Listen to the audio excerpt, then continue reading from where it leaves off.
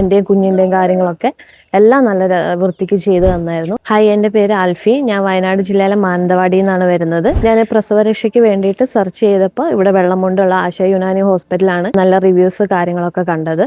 അപ്പോൾ നേരിട്ട് ഇവരെ വിളിക്കുകയാണ് ചെയ്തത്. അപ്പോൾ ഇവിടുന്ന് റിസപ്ഷനിൽ നിന്ന് കാര്യങ്ങൾ ഡീറ്റെയിൽസ് ഒക്കെ വ്യക്തമായിട്ട് പറഞ്ഞു തന്നു. അത് കഴിഞ്ഞ് എനിക്ക് സിസേറിയൻ ആയിരുന്നു.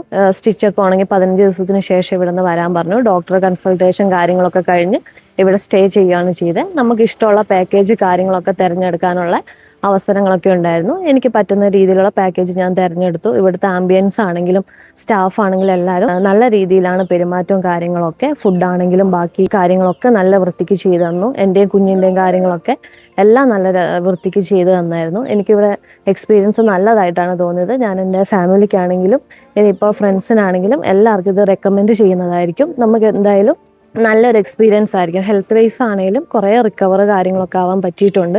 ഇനി എനിക്കിവിടെ എന്തെങ്കിലും ആവശ്യങ്ങളൊക്കെ വന്നാൽ ഞാൻ തീർച്ചയായിട്ടും ഇങ്ങോട്ടേക്ക് തന്നെ വരുന്നതായിരിക്കും. എന്തായാലും ഞാൻ 100% സാറ്റിസ്ഫൈഡ് ആണ്.